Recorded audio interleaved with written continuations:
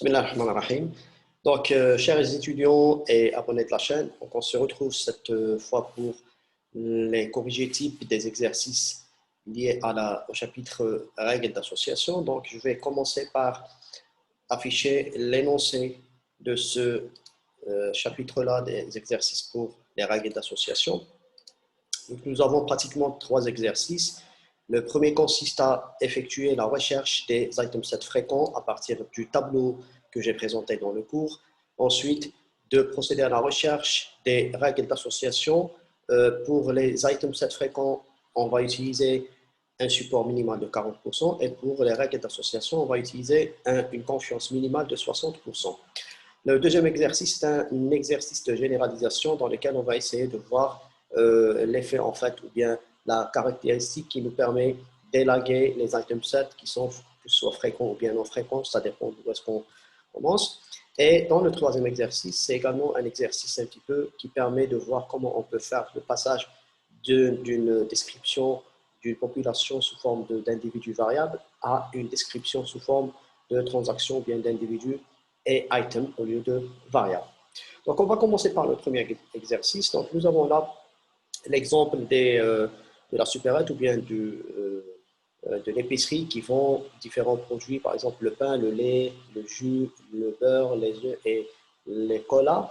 Donc là, il est demandé à partir de ce tableau qui est déjà prêt, en fait, vous pouvez le voir, sous forme de 1 et de 0, de faire la recherche des règles d'association. Mais avant de faire cette recherche de règles d'association, on va essayer de générer les item sets et de chercher les item sets fréquents. Et donc, on va s'appuyer sur le principe de l'algorithme a priori que nous avons vu au niveau du cours.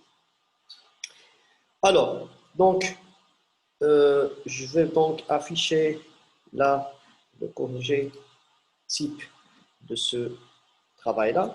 Donc, nous avons au départ un codage en fait de ces items pour ne pas à chaque fois écrire tous les mots. Donc, nous avons P pour pain, L pour lait, jusqu'à C pour cola. Ensuite, ce qui est demandé en premier, c'était de dessiner le treillis des item sets totaux, ça vient le treillis total des item sets. Donc, vous pouvez voir que ce treillis est assez dense, il est assez grand parce qu'il contient pratiquement un nombre assez important d'éléments. Et donc là, vous pouvez voir que je ne suis pas allé dans le détail parce que là, j'ai commencé à énumérer ou bien à dessiner les premiers niveaux. Donc, nous avons le niveau 0 qui correspond à l'ensemble vide qu'on va compléter à chaque fois par un élément. Donc là, c'est le niveau 1 ou bien les nœuds contenant, ou bien les item sets contenant un seul item. Donc nous avons l'ensemble contenant P, l'ensemble contenant 1. Donc je rappelle que ça correspond toujours à des ensembles. OK. Ensuite, on va combiner au niveau inférieur ou bien le niveau suivant. On va essayer de combiner 2 à 2 sans répétition les nœuds ou bien le contenu ou bien les éléments de chaque ensemble du niveau précédent. Donc, on va combiner ici le P avec le L, le P avec J, etc. Et on va combiner L avec P. Donc, on ne va pas le répéter, on va tout simplement le lier au nœud préexistant. Ensuite, on fait la même chose pour le reste des nœuds. Et ce, jusqu'à arriver à faire des combinaisons de 4 éléments. Donc là, nous avons PLJ, PO, PLJ, PC, etc. Et ensuite, enfin, on va retrouver l'ensemble contenant tous les items qui est, dans notre cas, K égale à 5. C'est-à-dire que nous avons 5 éléments. Donc, ça va être la convergence de tous ces nœuds-là ou bien de tous ces items 7 vers cet item 7 contenant l'ensemble de tous les items. Donc, vous pouvez voir que vous pouvez le pratiquer par vous-même ou bien faire un petit programme ou bien utiliser un programme existant qui permet de faire l'énumération de tous ces items-là. Alors, donc, avant de passer à l'étape suivante, souvenez-vous que nous avons vu que ça dépend, en fait, la taille de ce treillis-là, bien de cette lattice, dépend du nombre d'items que vous avez. Et à un certain moment, si on essaye, même par un programme informatique, de générer et de tester la fréquence de chaque item par rapport au support minimal, donc dans ce cas, ça va être un petit peu coûteux. C'est pour cela on va voir qu'on va optimiser cette génération en faisant un parcours de ce treillis en largeur d'abord. Et lorsqu'on n'a pas un item qui n'est pas, ou bien lorsqu'on a un item qui n'est pas fréquent, dans ce cas, ça va nous permettre de d'optimiser ou de ne pas générer les descendants ou bien les items à partir des items set à partir de cet item courant. Okay. Alors, donc là, j'ai procédé à la construction ou bien j'ai mis en fait des tableaux successifs qui correspondent à chaque fois à un nombre ou bien à une cardinalité des items set ou bien des ensembles d'items. Donc ça, ce qui est en jaune, c'est la cardinalité k égale à 1, c'est-à-dire on va prendre item par item, on va les placer dans un ensemble et on va essayer de voir pour cet item set, parce que là, même si k est égal à 1, on reste toujours dans l'appellation item set, parce qu'il s'agit toujours d'un ensemble.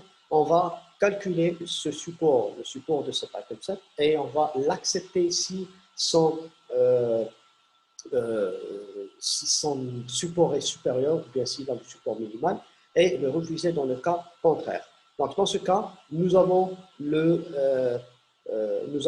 notre support minimal qui est de 40%. Donc, on va essayer de calculer en faisant soit la somme, puisque vous avez là directement des 1 et des 0. Donc, vous faites la somme, ensuite, vous multipliez fois 20, ou bien tout simplement, vous faites la division par 5 et vous multipliez par 100, donc ça revient en 1, c'est on multiplie par 20, pour retrouver le support sous forme d'un nombre qu'on va comparer à notre 50 ou bien 40%. Pardon.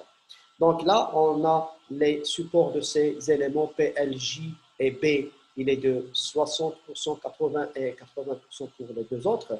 Et nous avons pour O et C, pardon, le support de ces deux éléments, il est de 20%. C'est pour cela que je les ai colorés pratiquement en orange, ça veut dire qu'ils sont refusés. Donc ça, c'est par rapport à k égale à 1. Ensuite, par rapport à k égale à 2, qu'est-ce qu'on va faire? On va essayer de combiner seulement les items set qui sont fréquents. Ça, c'est le principe d'élagage, parce qu'on ne va pas, puisque nous avons testé en largeur O et C qui ne sont pas fréquents, ça nous épargne, ça nous permet de ne pas aller combiner le O avec le P, le O avec le L, etc. Et la même chose pour C. Et pour cela, on va les écarter, on va combiner seulement les items set qui sont fréquents, qui sont P, L, J et B. On va faire donc toutes les combinaisons possibles et on va tester, même chose, en largeur d'abord, la fréquence de ces items obtenus. Donc, on remarque que lorsqu'on combine la même chose, on va sommer et multiplier fois 20, on va retrouver ces valeurs-là et on va voir que, bien, on voit que les items set, nos items set pour k égale à 2, ils sont tous fréquents. Donc, qu'est-ce qu'on fait? On va les accepter tous et on va passer à l'étape suivante. Là, au niveau de l'étape suivante, puisqu'on va combiner ce qui est dit au niveau de l'algorithme a priori, une autre caractéristique qui vous dit que pour passer de cas d'une certaine cardinalité à une cardinalité directement supérieure, bien entendu, vous ne pouvez pas combiner ce que vous voulez parce que là, vous pouvez vous retrouver, vous pouvez sauter la cardinalité suivante. C'est-à-dire, si vous êtes en k égale à 2 et que vous combinez ce que vous voulez, par exemple, PL avec JB, on va se retrouver avec PLJB qui a la cardinalité 4. Pour éviter cette situation, qu'est-ce qu'on fait? On va donc combiner seulement les éléments qui possèdent le même début, c'est-à-dire les mêmes items ou bien les mêmes articles au début, et ils diffèrent seulement par le dernier item. Par exemple, on remarque que le PL et le PJ, ils ont le même début et ils diffèrent seulement dans l'item, le dernier item qui est ici L et ici J. Donc, on va les combiner en PLJ. La même chose pour PLB, ok? Par contre, PL et LJ, hein, certes, lorsqu'on les combine, on va retrouver PLJ, mais on l'a déjà. C'est-à-dire, c'est pour cela, la caractéristique, si on la respecte, on ne risque pas de louper ou bien de rater certains de nos items. C'est pour cela, on ne va pas combiner PL avec LJ. Maintenant, on passe à LJ. Donc, nous avons combiné tout ce qui est avec PL. Pardon, nous avons PJB. On passe d'abord par PJ et PB. Donc, nous avons la caractéristique qui est assurée, qui est satisfaite. Donc, là, nous avons P. Ensuite, la différence, elle est en J et B. Donc, on aura PJB. Par contre, pour ce qui est de LJ, nous avons seulement un match, c'est-à-dire une correspondance qui nous permet de faire cette combinaison qui est le LB. Donc, nous avons LJB. Donc, on va le placer ici. Et le J n'a pas avec quoi on peut le combiner. D'ailleurs, même si on essaie de le combiner, par exemple, avec LB, on aura LJB qui est déjà présent. Donc, c'est pour cela on va arrêter ces combinaisons-là. Même chose, on va essayer donc de compter combien de fois nous avons, ou bien combien de support on a pour ces items 7. Et on remarque que nous avons à éliminer le PLB parce que son support il est de 20% et on va garder donc PLJ, PJB et LJB. Remarquez là que lorsqu'on essaie de passer à l'étape suivante, en fait, on peut faire cette combinaison, mais en fait, en réalité, c'est inutile parce qu'on n'a pas la caractéristique qui nous permet de faire cette combinaison. Donc là, vous avez PLJ, on n'a pas autre PL. Nous avons PJB, on n'a pas d'autre PJ quelque chose. Pour cela, on va arrêter la génération. Même si vous essayez de faire cette génération, ça sera inutile. Par exemple, tout simplement parce que lorsque vous voulez combiner, par exemple, PLJ avec PJB pour retrouver PLJB, donc vous allez trouver que ce PLJB n'est pas fréquent, tout simplement parce qu'il contient le PLB qui n'est pas fréquent. C'est-à-dire, ça c'est la caractéristique d'augmentation. Si vous voulez augmenter PLB par le J pour retrouver PLJB, donc ça sera inutile tout simplement parce que PLB n'est pas fréquent. Maintenant, une fois que nous avons eu ces item 7 fréquents qui sont colorés en vert, on va prendre item 7 par item 7, bien sûr, de cardinalité supérieure ou égale à 2. On va essayer de leur générer respectivement les règles d'association tout en testant, bien entendu. OK. Donc, bien entendu, on ne commence pas par k égale à 1, tout simplement parce qu'à partir de k égale à 1, on ne peut pas générer de règles d'association. P, tout seul, ne nous donne pas de règles parce que tout simplement, vous allez avoir P, alors quelque chose qui est vide, ou bien l'inverse, le vide, alors P, ce qui ne correspond pas à des règles d'association réelles. Alors, qu'est-ce que j'ai fait? Donc là, j'ai pris les items 7 là, de cardinalité 2, ici de cardinalité 3. Quand je dis cardinalité, c'est-à-dire le nombre d'éléments à l'intérieur, bien sûr, j'ai fait un petit peu, je me suis affranchi de mettre toujours les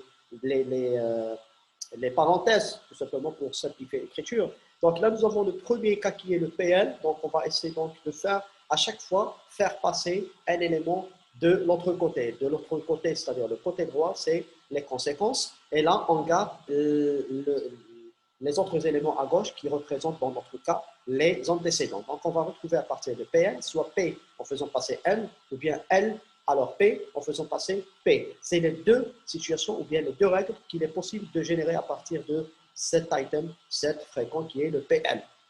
Donc là, pour la confiance, qu'est-ce qu'on fait? On va prendre le support de PL qu'on retrouve dans le tableau et on le divise par le support de P. Donc on peut par exemple voir ça. Donc si on prend le support de PL, donc nous avons PL, il est de 60%, qu'on va diviser par le support de P, on retrouve donc les 2 tiers ou bien on va trouver les 4 tiers, les 3 quarts, les 3 quarts qui correspondent en fait à 75%. En fait, avant de continuer, c'est quoi les 75%? Ça veut dire que lorsqu'on a cette règle qui nous dit P, alors L, il est à 75% réalisé. Ça veut dire que si je prends tous les cas où j'ai, toutes les transactions où j'ai P, combien de transactions j'ai également L? On revient à notre tableau, ici, initial. Donc, pour les transactions, nous avons cette, bon, je vais là. Donc, nous avons là 1, 2, 3 et 4. Et nous voulons voir sur ces 4 situations, la première, la deuxième, la quatrième et la cinquième, combien de cas on a de L, c'est-à-dire les égale à 1.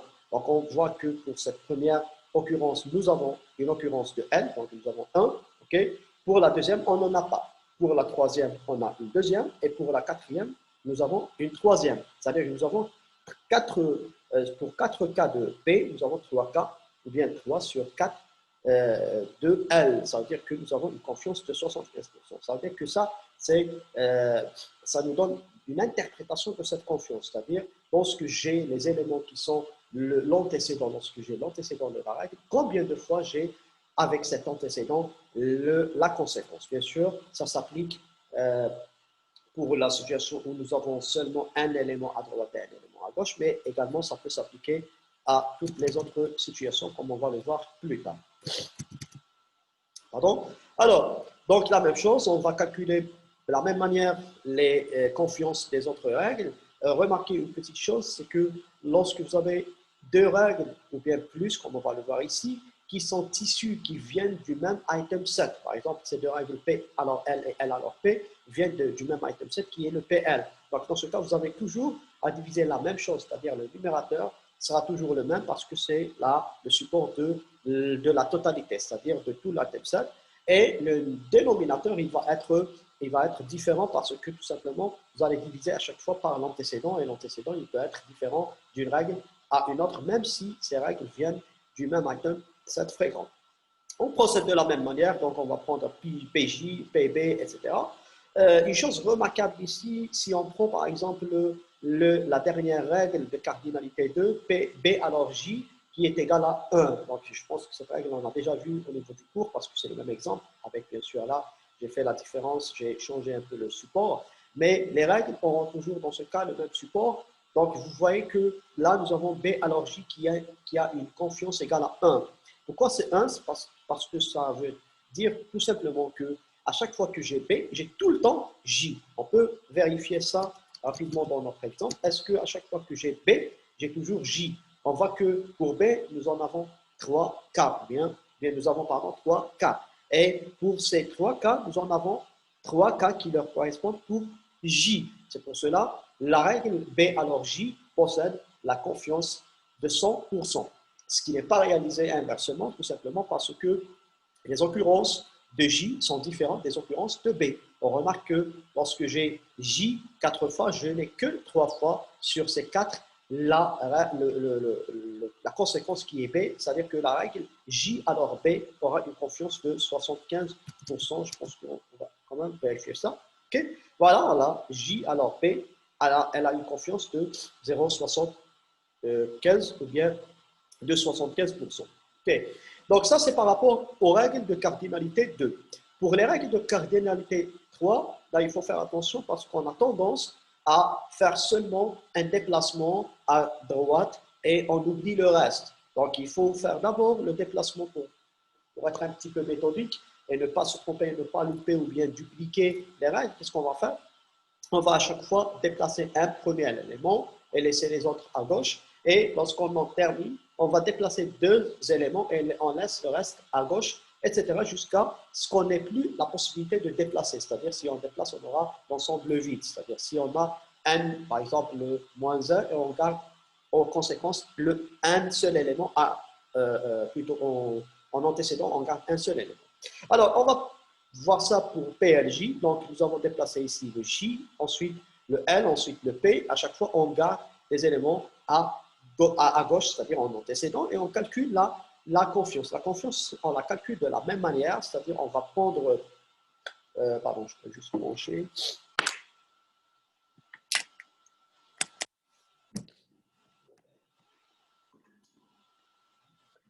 Donc, la confiance, on va la calculer de la même manière. Donc, on va prendre le support de la totalité, c'est-à-dire de tout l'item set, qui est le PLJ, et on va le diviser par le support de l'antécédent. L'antécédent, dans ce cas-là, il est de l'EPL, c'est-à-dire on peut retrouver ça à partir du tableau. Même si vous utilisez Excel, vous allez juste utiliser les cellules existantes. Et la même chose pour ça et ça. Donc, ces 3 règles-là auront le même numérateur. Par contre, le dénominateur va changer, ou bien sera différent. Bon, même si là, vous retrouvez les mêmes chiffres, tout simplement parce que notre numérateur pour les 3 situations est le même. Mais de manière générale, ce n'est pas le cas. Comme on a vu ici, par exemple, là, le support de J et le support de B ne sont pas égaux. Ensuite, une fois qu'on ait fait ça, qu'est-ce qu'on fait? On va prendre maintenant la situation où on va déplacer de l'autre côté, on va se déplacer de l'autre côté le deuxième élément, c'est-à-dire en gardant toujours un élément à gauche. Donc là, on a déplacé le L pour retrouver P alors LJ. Là, on a déplacé le P pour retrouver L alors PJ. Et là, on a déplacé le P et L pour garder seulement le J. Donc, chaque fois, on va calculer la confiance. Une petite remarque seulement, puisqu'ici, vous voyez que j'ai coloré en vert les règles qu'on va accepter. Ici, en fait, ces 2 règles, on ne va pas les accepter parce qu'elles ont une confiance en dessous, bien inférieure à 60%. Je vais plus tard procéder dans le PDF correspondant à ce cours-là à leur coloriage par les couleurs ici mauve au lieu de vert. OK. Donc, ces 2 règles-là ne sont pas acceptées, elles sont refusées, mais le calcul, il est bon. OK. Alors, la même chose pour l'autre règle qui est PJB. Donc, lorsqu'on déplace, on aura ces éléments qui sont à droite, on déplace un seul élément, et on remarque que là, on retombe sur une règle d'association qui possède également la confiance minimale, la confiance de 100%, c'est-à-dire que à chaque fois que j'ai P et B ensemble, j'ai obligatoirement, bien, je remarque que j'ai J, je l'ai. Donc, on peut voir ça ici, P et B, dans le tableau. Donc, PB, c'est le pain et le beurre. À chaque fois que je les ai ensemble, est-ce que j'ai J? Donc là, nous avons cette situation. Donc 1, 1, nous avons J. La deuxième situation, 1 et 1, nous avons J. C'est-à-dire que, bon, les autres situations, on ne va pas les compter tout simplement parce que je n'ai pas le P et le B ensemble.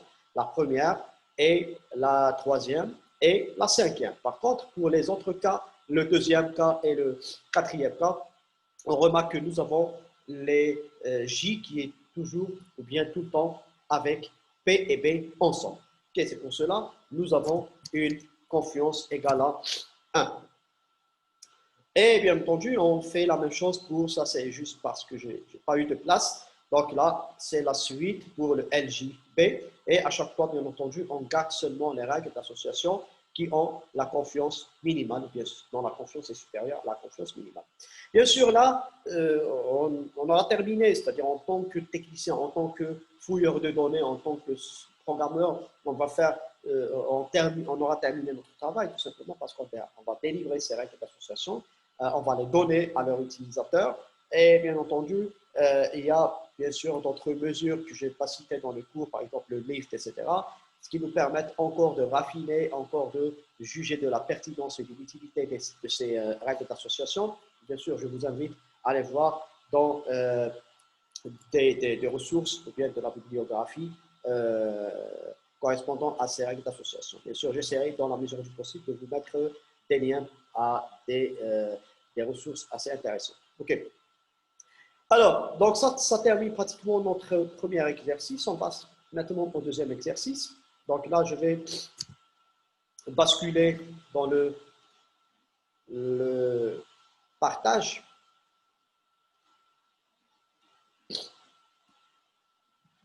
Donc, dans le deuxième exercice, il est demandé de faire en fait un travail un petit peu théorique parce que là, on va traiter ou bien on va travailler avec une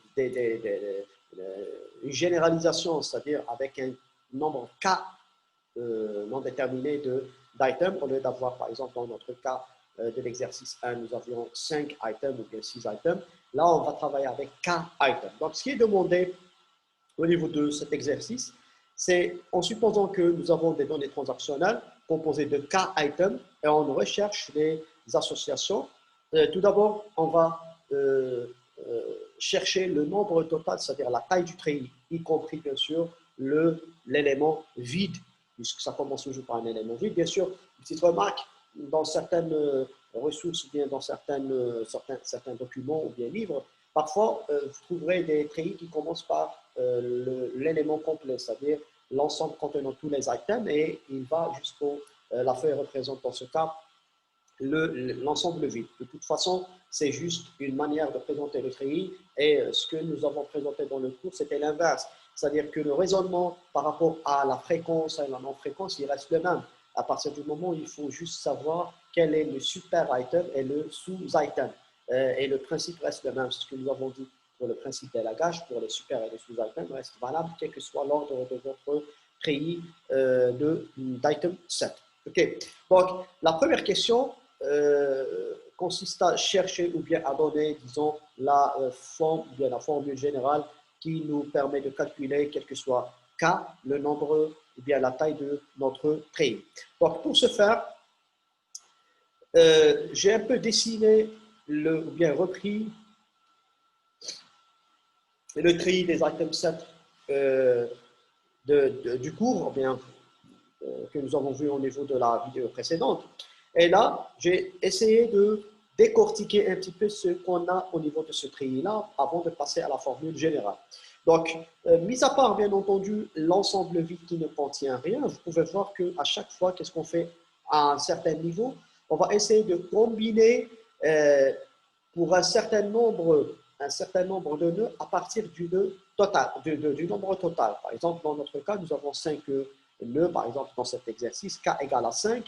Donc, on va essayer de faire les combinaisons possibles de un élément parmi les 5 éléments. C'est-à-dire, c'est comme si lorsqu'on a dans les probabilités, par exemple, des combinaisons de calcul combinatoire, donc lorsqu'on veut, par exemple, à chaque fois, par exemple, faire le tirage d'une boule, par exemple, et à chaque fois, on dit que, par exemple, on suppose qu'on va prendre au hasard une boule à partir d'un certain nombre. Donc là, ça correspond à prendre une seule boule. Donc là, soit on aura A, soit on aura B, soit on aura C, soit on aura D, soit on aura E. Donc là, en fait, ça correspond à des combinaisons, même si là, on n'a pas le terme combinaison réellement, parce qu'on n'a pas combiné, tout simplement, nous avons pris seulement un seul élément. Le terme combinaison, il est bien affiché ici parce qu'on va combiner, c'est comme si on va prendre deux boules à la fois à partir de notre, par exemple, sac ou bien à partir de notre urne. Donc, dans ce cas, on aura à combiner le A avec le B. Ou bien, on peut prendre ensemble A avec B, sans répétition, bien entendu, parce qu'une boule ne se répète pas. Ou bien A avec C, ou bien A avec D, etc. Donc là, ces combinaisons correspondent en fait à des combinaisons en termes du calcul combinatoire de 2 parmi K, où K est ici égal à 5. Et la même chose ici, ces combinaisons correspondent à des combinaisons de 3 parmi K. Donc vous connaissez la formule de la combinaison, c'est C, par exemple, le 2 et par exemple 3 et K. Ok, c'est-à-dire K, c'est, attention, lorsque vous prenez la formule de la combinaison, il se pourrait que le K correspond à ce qu'on tire et le N, c'est le total. Mais là, pour garder un petit peu une conformité par rapport à l'énoncé de l'exercice, on considère que le K, c'est le total, et là, c'est les nombres qui sont ici qu'on va essayer de prendre ou bien de combiner à partir du nombre total. Donc, la même chose ici, on va combiner 4 parmi K, et là, nous avons combiné 5 qui est en fait K, parce que là, dans l'exemple, il fallait peut-être écrire 5, 5, 5 à chaque fois, mais pour rester un petit peu dans la généralité, j'ai dit que ça correspond à la totalité ici. Et lorsqu'on a le dernier élément, c'est combinaison de 5 parmi K. Bien sûr, lorsque K est égal à 1, combiner 5 à partir de 5, ça est égal à 1. Parce qu'on va prendre toutes les boules. Qu'est-ce qu'on obtient lorsqu'on prend toutes les boules à partir de notre sac? On va tout simplement avoir A, B, C, D et E. Bien, une seule combinaison possible. Donc, qu'est-ce qu'on peut faire donc pour pouvoir calculer le nombre total? Donc, on va tout simplement sommer ces combinaisons, bien sûr, en leur ajoutant cette combinaison. On peut dire que ça, c'est un cas particulier qui consiste à combiner 0. Lorsqu'on combine 0, on aura une seule situation. OK, c'est un seul nœud. Ou bien, tout simplement, on va l'additionner comme étant 1, 1. On commence les combinaisons à partir d'un vrai nombre qui est ici 1, 1. OK. Alors, donc, de manière générale, on peut dire que bien sûr, là, j'ai pas écrit, j'ai pas mentionné ça sous forme d'écriture mathématique, c'est-à-dire le C avec le 2 en bas et le K en haut. Mais là, ça se comprend, je pense. Donc, nous avons le 1 qui correspond à l'ensemble vide, ensuite la combinaison de 2 parmi K, ensuite la combinaison de 3 parmi K, jusqu'à la combinaison de K parmi K. Et bien sûr, là, on peut même le démontrer par récurrence ou bien par d'autres moyens que ce nombre n'est rien d'autre que 2 à la puissance k. Okay. Par exemple, si nous avons k est égal à 2, donc nous aurons un tri qui est composé de 4 éléments. Par exemple, supposons que vous avez seulement A et B. Donc, vous aurez l'ensemble de vide A tout seul, B tout seul, ensuite A et B. Si vous avez 3, vous aurez A, B, C. Ensuite, vous allez combiner A avec B, A avec C, B avec C, etc. Ensuite, vous aurez A, B, C, donc ça nous fait 1 plus 3 plus 3 plus 1, ça nous fait 8, donc nous avons les 8 ici. Et pour k égale à 4, pardon, k égale à 4, donc nous aurons 16, ainsi de suite. Pour k égale à 5, nous avons 32, etc. Donc ça, c'est pour la première partie de l'exercice. Dans la deuxième partie, alors, encore, voilà. Donc dans la deuxième partie, on va essayer de donner le nombre de nœuds qui sont élagués du treillis à partir, ou bien pour un item set non fréquent. Alors, souvenez-vous, lorsqu'on a fait la présentation de la notion de treillis et de la caractéristique d'élagage, qu'est-ce que nous avons vu? Nous avons vu que si nous avons dans notre treillis un élément quelconque qui n'est pas fréquent, ça nous épargne, c'est ce que nous avons fait d'ailleurs au niveau de l'exercice précédent, ça nous épargne de faire le test et la génération avant. Le test, c'est la génération d'abord, parce qu'on fait la chose de manière, ou bien en largeur d'abord, c'est-à-dire on génère d'abord pour un certain niveau, ensuite on teste et lorsqu'on trouve que, par exemple, un item set n'a pas la fréquence ou bien n'est pas fréquent tout simplement, on va tout simplement ne pas générer ces super item set. Super, c'est-à-dire l'augmenter. On ne va pas lui ajouter d'autres éléments parce que tout simplement, ces éléments n'auront pas, ou bien ne seront pas, ces item sets ne seront pas tout simplement fréquents. Donc, dans ce cas-là, supposons que vous avez, par exemple, à un certain moment, par exemple, généré un item set et que, après l'avoir testé, il s'avère qu'il n'est pas fréquent. La question est de savoir combien de nœuds seront élagués. Élagués, c'est-à-dire, c'est comme si vous avez un ciseau dans lequel vous avez coupé à partir de ce nœud-là, y compris bien sûr le nœud qui n'est pas fréquent, combien de nœuds seront concernés par cet élagage? Ou bien, d'une autre manière, combien de nœuds va-t-on avoir à ne pas tester, à ne pas générer et ne pas tester? Bien sûr, là, le nœud qu'on vient d'utiliser pour l'élagage, on l'a déjà généré, on l'a testé. Mais si on prend la chose de manière générale, combien de nœuds seront affectés par cette opération et d'élagage et d'évitement ou bien d'éviter de les tester si on ose ça. Okay. Alors, pour retrouver ce nombre-là, qu'est-ce qu'on va dire? Lorsqu'on va élaguer un nœud, en fait, les nœuds qui sont générés à partir de ce nœud, qui sont élagués, si on prend le tri correspondant à ce nœud-là, en fait, en réalité, ou bien si on prend ce sous-ensemble d'item set, ce sous-ensemble correspond en fait à un tri.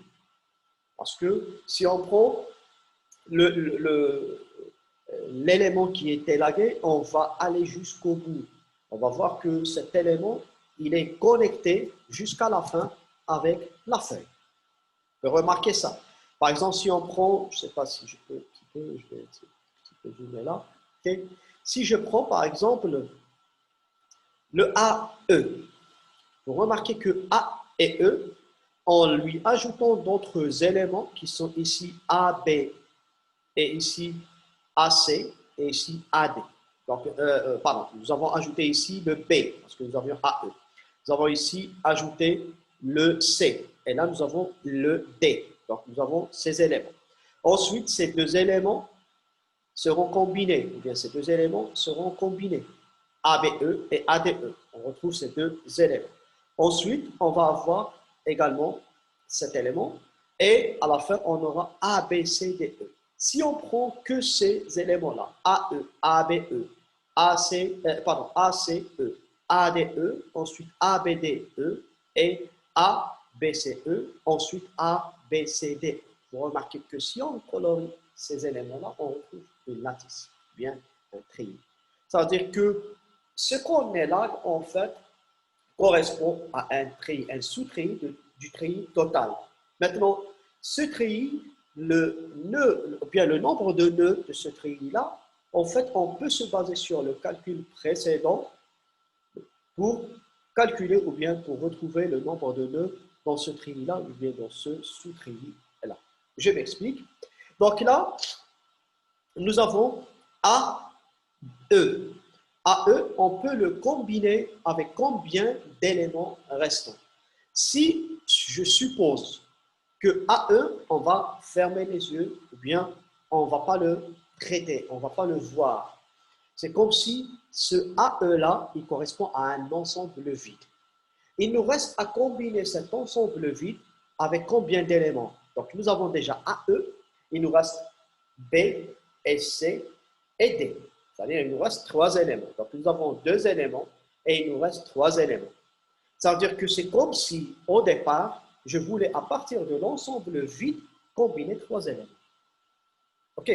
Ça veut dire que c'est comme si nous avions, dès le départ, des données transactionnelles correspondant ou bien contenant 3 éléments. Et on vous demande de donner la taille de ce treillis-là. Parce qu'en réalité, si nous avons AE, il va se répéter. Donc, on n'a rien fait. C'est comme si j'élimine AE, si je prends par exemple un effaceur et que j'élimine AE à chaque fois ici. Qu'est-ce qu'il me reste? Il me reste ici l'ensemble vide. Il me reste ici le niveau 1, comme si ce niveau-là est composé d'un seul élément à chaque fois. Donc, nous avons B, C et D. Et la même chose ici, si je ferme les yeux sur AE, on va avoir la combinaison de BC, la combinaison de BD et de CD. Et la même chose ici, si on ne considère pas le AE, on aura BCD. C'est comme si, lorsqu'on a un nœud courant, c'est comme si le trait qui est généré à partir de ce nœud, si on le considère comme une racine, ça correspond à combiner le reste des items. Donc, si nous avons la cardinalité de ce nœud courant, elle est de, par exemple ici, 2. Il me reste à combiner 5 moins 2 qui est 3. Donc, on aura 2 à la puissance 3. Donc, on aura 8 éléments qui sont 1, 2, on peut les compter 3, 4, 5, 6, 7 et 8. OK, donc on a 2. Si nous avions la taille ici, elle est de 3, il me reste 2. Donc, le treillis qui reste à construire à partir de ce nœud, il contient 2 éléments qui sont 2 à la puissance, 4 éléments qui est 2 à la puissance E2. Donc, dans ce cas-là, c'est comme si, à partir d'un élément courant, on va pouvoir combiner, par exemple, si la cardinalité de cet élément courant, elle est de, par exemple, n, et que nous avons le total des items, il est de k, donc il me reste à combiner k moins n. Okay. Donc, la taille du treillis qui va être généré ou bien qui va être, que nous serons épargnés de tester et de générer, ça va être 2 à la puissance, cette différence-là. On retrouve ça ici. Donc, je vais revenir à cette présentation. Donc, dans le treillis, le nœud fils correspond à la combinaison des atomes du nœud courant avec le reste des atomes non encore combinés. C'est-à-dire le nœud courant, les nœuds fils, c'est-à-dire les nœuds qui vont être générés, correspondent à combiner. Quand je dis fils, ça veut dire qu'en fait, en réalité, c'est par rapport à l'ordre de l'arbre, mais ils sont considérés comme étant des super parce que c'est une augmentation. Okay. Donc là, ils correspondent à la combinaison des atomes du nœud courant sur lequel qu'on va utiliser pour élaguer avec le reste des items qui ne sont pas encore combinés. Donc, soit M, le nombre d'items du nœud courant, par exemple, dans notre cas AE, donc on avait 2, et K, le nombre total, on avait 5 par exemple. En combinant ce nœud courant avec le reste, c'est-à-dire K moins M, on obtient bien sûr le treillis dans la racine et le nœud courant, c'est ce que je dis. C'est-à-dire qu'on aura toujours un treillis lorsqu'on fait l'élagage jusqu'à arriver au nœud final du treillis global. Donc, dans ce cas, si on va compter ce nombre-là, tout simplement, si on considère, si on ne traite pas les éléments qui sont déjà préexistants, c'est comme si c'était un ensemble vide, donc on va construire un treillis composé de 2 à la puissance k moins 1. OK. On peut voir ça à travers un petit exemple. Si on élague à partir de A, par exemple, supposons que A n'est pas fréquent. Donc, tout ce qui contient A jusqu'à la fin, il sera élagué. OK. Bien sûr, là, quand je compte, quand je fais cette formule-là, on a déjà compté le A. Mais si je vous dis, par exemple, qu'est-ce qu'on ne va pas générer et tester, on va tout simplement faire un moins 1. Parce que ici, le 16 correspond à A avec tout le reste jusqu'à A, B, C, D, E, E. Maintenant, si on change la question, combien je vais préserver ou bien qu'est-ce que je peux ne pas générer et combien de nœuds je peux ne pas générer et tester, donc on va avoir c'est 16 moins 1, la même chose pour le reste. Si on est à A, B, donc on aura M égale à 2, donc 5 moins 2, ça nous fait 3, 2 à la puissance 3, ça nous fait 8, et la même chose ici, donc ici, en fait, si on est là à partir de A, B, C, donc là, ça c'est un 2, pardon, ça c'est un 2, je vais corriger plus tard, donc là c'est un 2 tout simplement parce que 2 à la puissance 1, c'est égal à 2, ok. Donc ça c'est par rapport à la question si on utilise la caractéristique de la non-fréquence, c'est-à-dire que si l'élément ici n'est pas fréquent, bien sûr en commençant à partir de l'ensemble vide, combien d'éléments ne seront pas fréquents à partir de cet élément, combien on peut élaguer, donc ça c'est la formule. Et bien entendu, je le répète encore une fois, si vous ne voulez pas compter l'élément courant, vous n'avez qu'à le retrancher ici, c'est-à-dire vous retrouvez 16, 7, 3 et 1 ici, parce que ça c'est 1 et 2.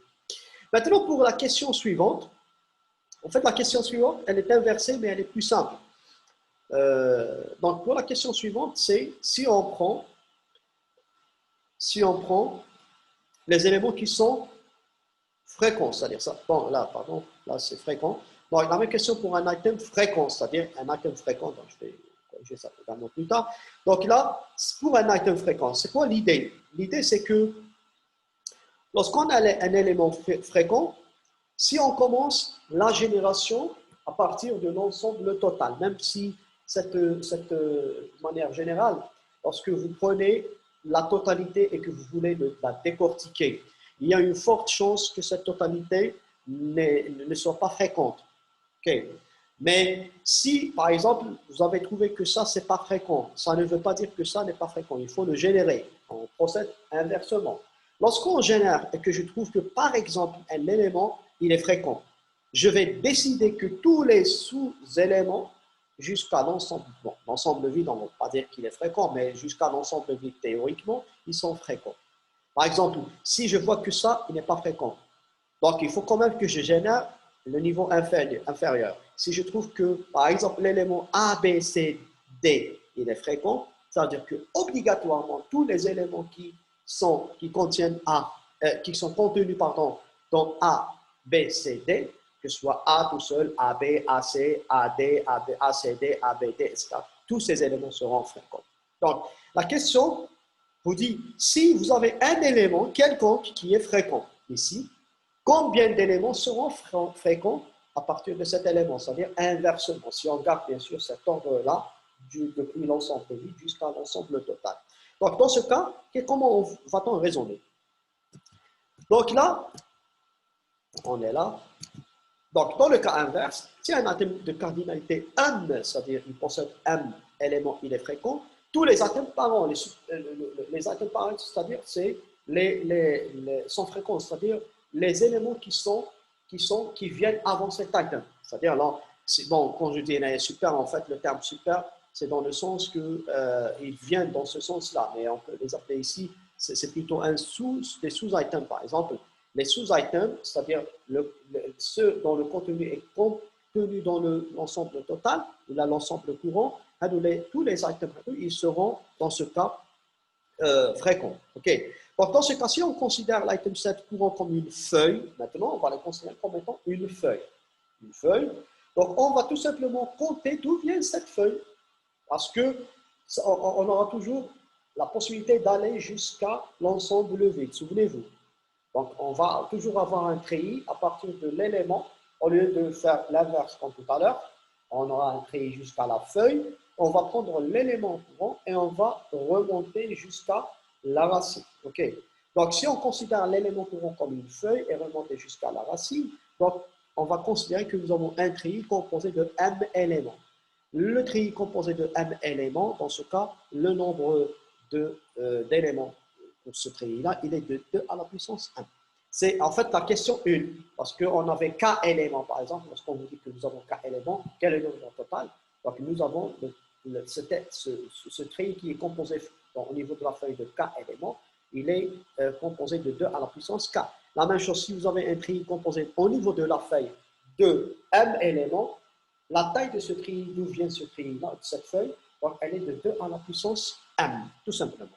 Si, la même chose, vous ne voulez pas considérer l'élément ou l'ensemble vide comme un vrai item, parce qu'on ne va pas le générer, donc dans ce cas, on va tout simplement retrancher 1, c'est ce que j'ai fait d'ailleurs ici. Donc, nous avons par exemple, si nous avons A, B, C, D et E, bon, c'est invraisemblable tout simplement parce qu'en général, la totalité n'est pas fréquente. Parce que si on a la totalité qui est fréquente, on ne fait rien, parce qu'on ne va rien générer. Okay? On ne va rien générer dans le sens que tous les sous-items 7 ils sont fréquents. Donc, dans ce cas, on aura à ne pas générer et à ne pas tester 2 à la puissance 5 moins 1. Moins 1, bien sûr, ici, c'est 2 à la puissance, ensuite moins 1. Okay, ce n'est pas 2 à la puissance 5 moins 1 ensemble. Okay.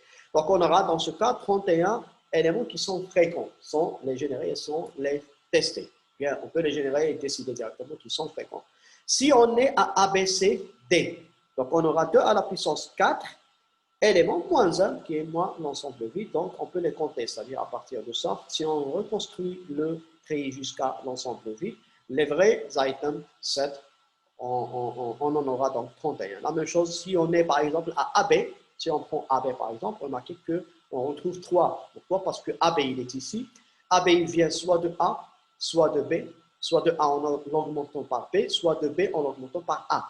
Ensuite, les deux, A et B viennent, ou bien on les a combinés à partir de nul par, donc dans ce cas, on aura 0 bien l'ensemble vide. Okay.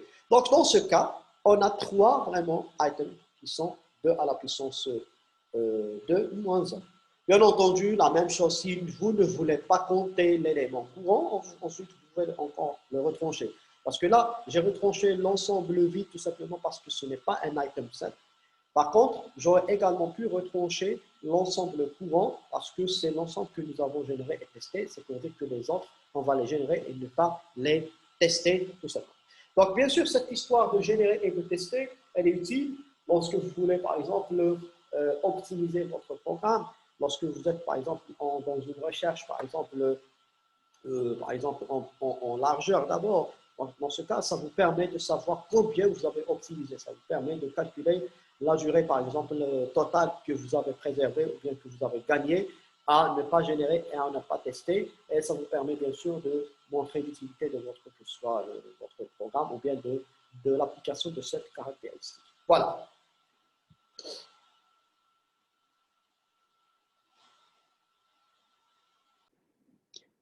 Alors maintenant, on va passer au troisième exercice, qui est un exercice également un petit peu pas théorique, mais ça vous explique un peu le passage entre la formulation sous forme d'individus variables d'un problème ou bien disons, la présentation des données sous forme d'individus variables et leur transformation vers la notion de transaction et d'item. Donc, souvenez-vous, nous avons vu que la recherche des item sets et des règles d'association se base sur la présentation ou bien la transformation des données sous forme de transactions et d'items.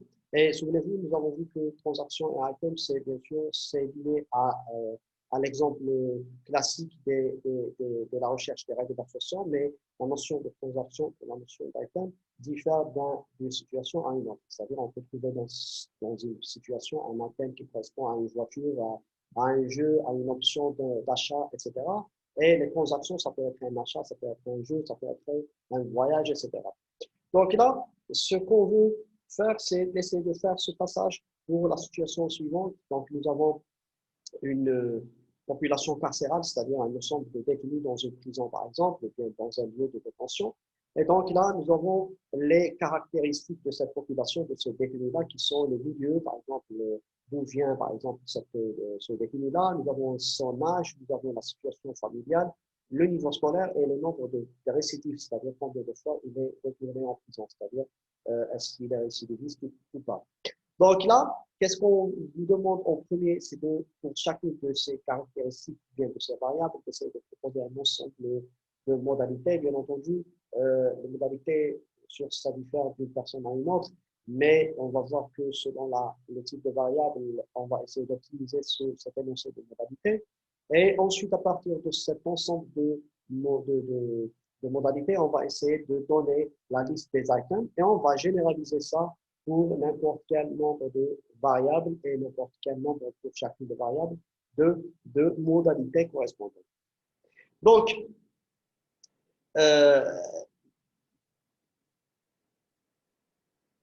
pour commencer, donc là, j'affiche ici l'ensemble de ces variables-là. Donc, nous avons dans l'énoncé, nous avons en fait deux types de variables. Des variables quantitatives, qui sont soit discrètes, soit continues, qui sont l'âge et le nombre de récidives, et les variables qualitatives, qui sont les autres, c'est-à-dire le milieu scolaire. Nous avons par exemple, plutôt le niveau scolaire, nous avons la situation familiale, etc.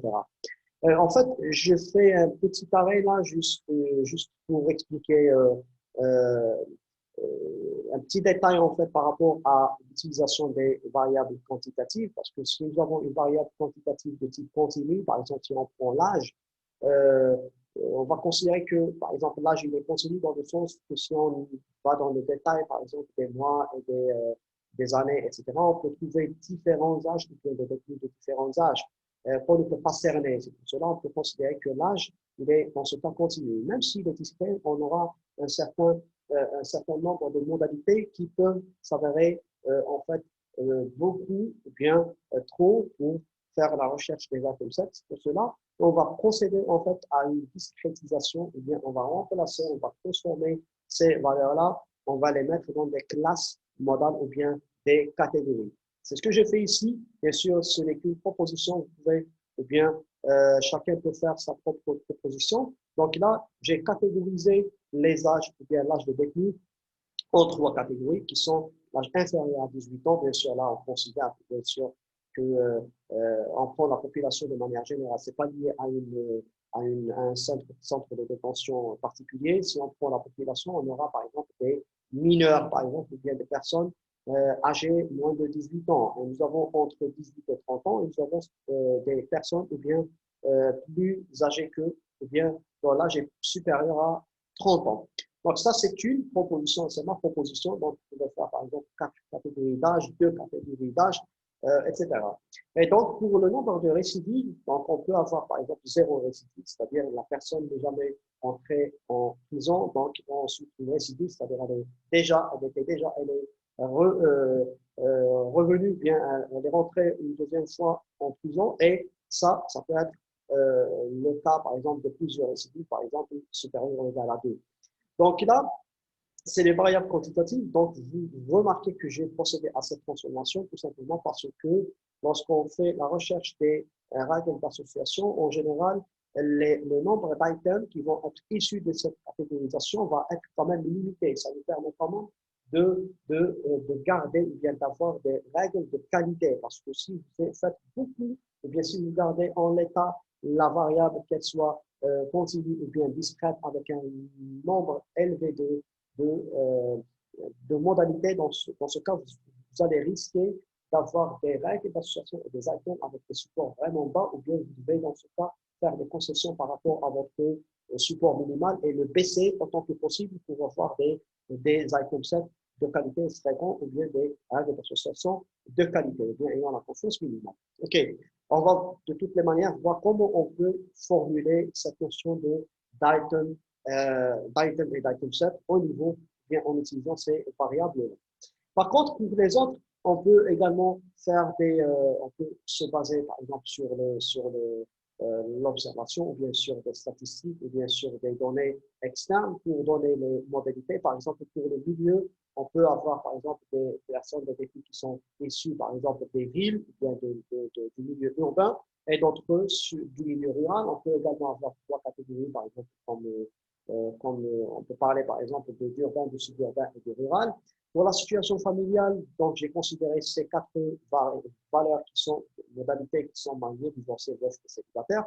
Pour le niveau scolaire, bien sûr, on considère que la personne est à au moins un niveau primaire, c'est-à-dire elle est entrée à l'école au moins pour faire les études primaires. Ensuite, soit elle a arrêté, soit elle a atteint le niveau moyen, le niveau secondaire, ou bien elle a atteint vraiment le niveau universitaire. Bien sûr, on suppose qu'on prend juste le niveau d'enseignement parce qu'on peut avoir d'autres qui ont eu une orientation beaucoup plus professionnelle. Bref, donc là, c'est juste à titre illustratif, c'est-à-dire que ce n'est pas vraiment les modalités qui nous intéressent, mais c'est la notion de limiter le nombre de modalités qui nous intéresse, parce que si on ne fait pas de transformation, notamment pour ces variables qui sont quantitatives ou bien numériques, on risque d'avoir une explosion du nombre d'items et d'ailleurs, on aura des résultats qui ne sont pas vraiment de qualité.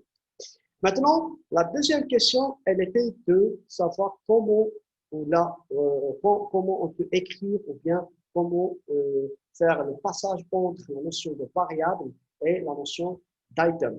Donc, tout simplement, on va dire que l'item dans ce cas correspond à une égalité, correspond au fait que la variable prenne la valeur de la modalité. Par exemple, souvenez-vous, pour l'âge, nous avions trois modalités qui sont inférieures à 18 ans, entre 18 et 30 ans et supérieures à 30 ans. Donc, tout simplement, la combinaison du nom de la variable avec celui de la modalité nous donne dans ce cas, l'item, la mention d'item. C'est ça, ce passage-là. Par exemple, en disant que l'âge, il est égal à inférieur à 18 ans. C'est vrai que c'est une écriture un petit peu formelle, mais en réalité, c'est ce qu'on dit, l'âge, il est inférieur à 18 ans, tout simplement. Avoir un âge inférieur à 18 ans, donc dans ce cas, c'est un item qui peut être vrai ou faux. On peut d'ailleurs le transcrire, on peut l'écrire sous forme de booléen. Si c'est un 1, ça veut dire que la personne, elle a moins de 18 ans. Si c'est 0, elle n'a pas, ou bien elle est âgée de plus de 18 ans.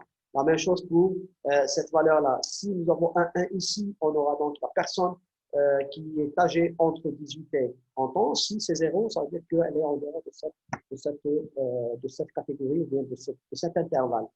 Par contre, la même chose pour le reste, donc nous avons si l'âge est supérieur à 30 ans, ça veut dire que les autres, elles sont, en fait, elles sont pas vraies, c'est-à-dire elles ne sont pas satisfaites, les autres valeurs. Pour le nombre de récidives, c'est la même chose, donc on aura soit égal à 0, soit égal. Remarquez juste une petite chose, c'est que là, quand on dit égal, c'est pas dans le sens de l'égalité mathématique, ce n'est pas le fait que le nombre de récidives, c'est une variable qui est, par exemple, en ce cas numérique.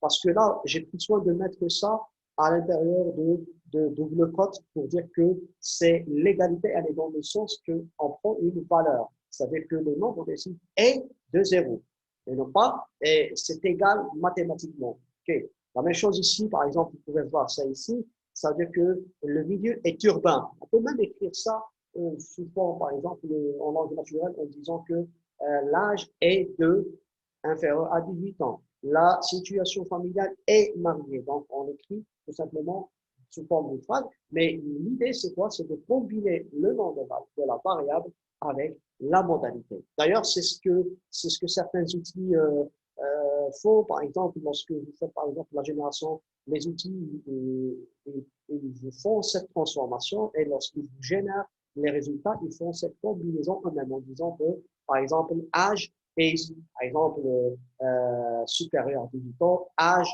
est inférieur à 18 ans, ainsi de suite. OK. Et la même chose pour le reste, pour le niveau scolaire, on aura égal à primaire, égal à moyenne, etc. Donc, l'idée, conclusion par rapport à ça, c'est que lorsque vous avez des données qui sont composées en ligne d'individus et encore de variables, et que ces variables possèdent des modalités, si les modalités sont dénombrables en petits nombres, donc dans ce cas, on va avoir l'égalité entre chaque variable et la modalité, ça nous donne un item, et donc on aura pour chaque variable un nombre d'items égal au nombre de modalités. Et les individus, on peut dans ce cas les considérer comme étant des transactions, même si le terme transaction est beaucoup plus dynamique et que la notion d'individu est statique. Mais peu importe, parce que là, la notion de transaction, elle est, en quelque sorte, c'est juste un exemple, et on peut toujours la remplacer par ce qu'on veut. Alors, là, au niveau de la question 2, on vous demande de généraliser. En fait, là, j'ai ajouté quelque chose qui n'était pas dans l'énoncé, qui est de connaître le nombre total des items, c'est-à-dire la taille de notre tableau en termes de colonnes. Donc, ce nombre-là, on va tout simplement prendre l'ensemble des modalités et on va les sommer. Par exemple, si nous avons 5 modalités pour la première variable, 4 pour la deuxième, 5 pour la troisième, donc on aura 5 plus 4 plus 5, ça nous fait 14 modalités, 14 items différents pour ces trois modalités. Et ce qui était demandé de faire, c'était de donner l'écriture mathématique, en fait, d'un item.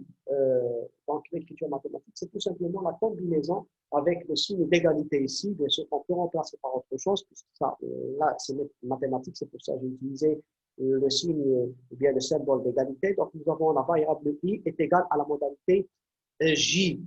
Bien sûr, j allant de 1 jusqu'au nombre de modalités de cette variable-là. Donc, ce qui peut changer d'une variable à une autre, et le i, c'est la même chose, c'est toujours ici la même variable. Par exemple, lorsque je dis que, par exemple, le âge est égal à, par exemple, inférieur à 18 ans, inférieur à 18 ans, c'est une modalité de l'âge. Supérieur à 18 ans, c'est une modalité, une deuxième modalité de l'âge. Donc, de manière générale, lorsqu'on dit que la variable est égale à la modalité, c'est la forme générale d'écriture d'un item à partir, bien sûr, de la notion de variable. Donc, ça, c'est par rapport à la question de A, par rapport à la dernière question. Donc, là, vous avez, on vous demande de savoir, de donner quel est le nombre minimal, ou bien la cardinalité minimale d'un ensemble inconsistant. Un ensemble d'inconsistants, vous savez que si on prend la logique mathématique, lorsqu'on a une inconsistance dans un ensemble, c'est-à-dire que nous avons deux choses qui ne peuvent pas être ensemble. C'est-à-dire le fait de dire que A est égal à 0 et A est égal à 1, c'est inconsistant tout simplement parce que c'est contradictoire. On ne peut pas les avoir ensemble dans le même ou bien ils ne peuvent pas coexister, ils ne peuvent pas être dans le même ensemble.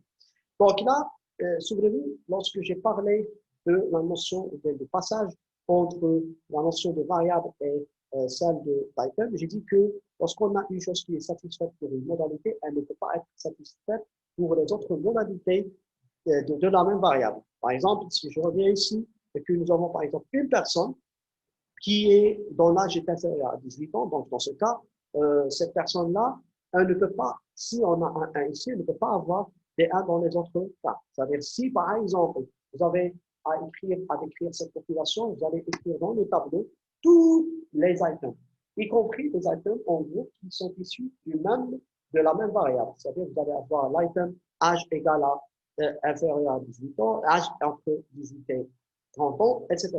Donc là, vous allez avoir ces 3 items sous forme de colonnes dans votre tableau. Vous allez avoir ces 3 items sous forme de 3 autres colonnes, ces 2 items, ces 2 autres colonnes, ainsi de suite jusqu'à la fin. Et vous allez avoir les individus en ligne, vous allez bien sûr, dans ce cas, mentionner des 0 et des 1. Donc dans ce cas, si nous avons, par exemple, dans le même ensemble d'items 7, une inconsistance, c'est-à-dire que c'est deux choses qui ne peuvent pas marcher. Tout simplement, c'est 2, 1, c'est-à-dire deux colonnes possédant la valeur 1, ici, et la valeur 1, ici. OK. Donc, je vais peut-être passer au tableau blanc pour vous montrer ça plus en détail. Par exemple, si nous dessinons, je ne sais pas si je peux avoir un tableau là. Alors, peut-être le tableau, OK. C'est pas un tableau. Bref, donc, alors, qu'est-ce qu'on peut avoir ici? Donc, je vais faire des lignes ici. Donc, ça, c'est la première ligne. Ça, c'est la deuxième. Juste pour l'exemple, ça, c'est la troisième. Et ici, c'est la quatrième, ainsi de suite. Donc, là, ça va être les colonnes correspondant aux items. Et ici, ça va être les individus. Par exemple, si je vais ici maintenant, la première qui est âge, par exemple, bon, je vais le déplacer un peu. Alors, est-ce que je peux déplacer ça? Non, ça c'est un autre texte. Alors, je peux revenir en marche arrière peut-être. Voilà. Okay. Alors, donc si nous avons par exemple ici l'âge, il est inférieur, bon, pour simplifier l'écriture, on va tout simplement dire que c'est inférieur à 18 ans. Okay. Ici, on va avoir âge entre 18 et 30 ans. On va l'écrire comme ça.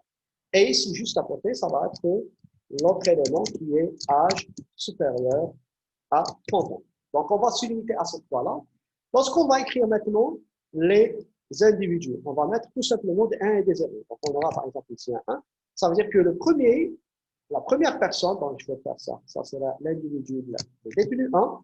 Donc, ce détenu-là, il a la valeur 1 ici.